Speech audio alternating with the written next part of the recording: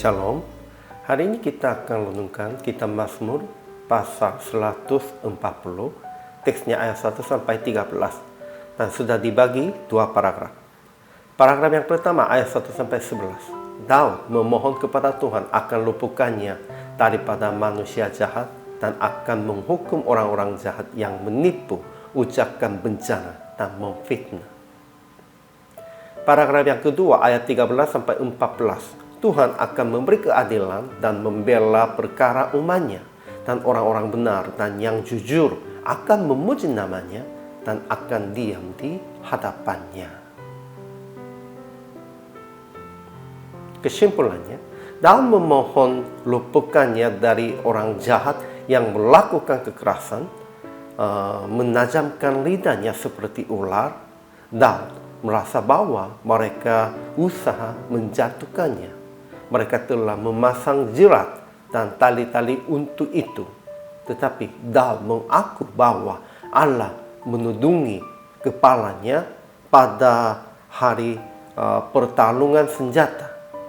Akhirnya Daud memohon kepada Tuhan, jangan penuhi keinginan orang fasik dan mereka diburu oleh malapetaka dengan bara api dan dengan menjatuhkan ke dalam jurang.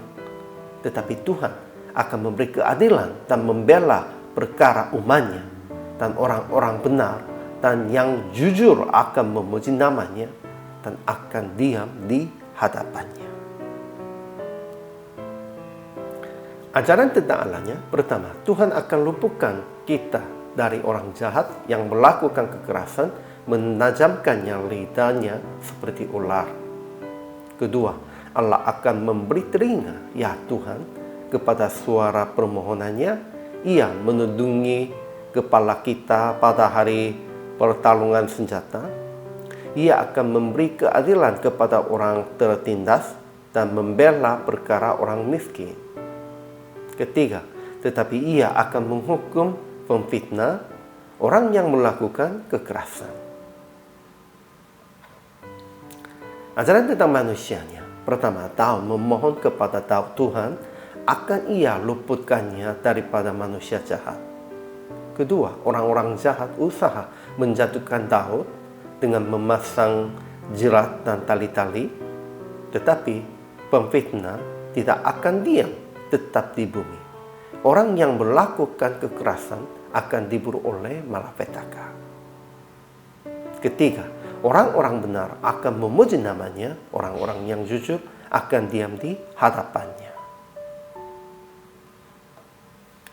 Jadi aplikasi hari ini, pertama, jangan mencari pertolongan dari manusia. Hanya memohon pertolongan kepada Tuhan pada saat orang-orang jahat mengganggu dan melakukan kekerasan menghadap Anda. Kedua, hidup sebagai orang benar, sekalipun dalam situasi tertindas dan miskin, dengan memuji namanya dan jujur menghadap Tuhan dan sesama, dan jangan melakukan sepertinya orang jahat.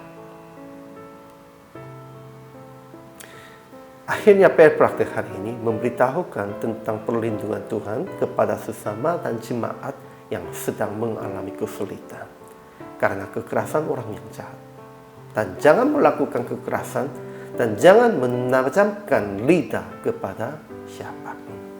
Kita harus tetap memberitakan tentang perlindungan Tuhan kepada orang lain, dan sendiri juga harus berjaga-jaga supaya tidak melakukan seperti orang jahat. Inilah kewajiban hamba Tuhan.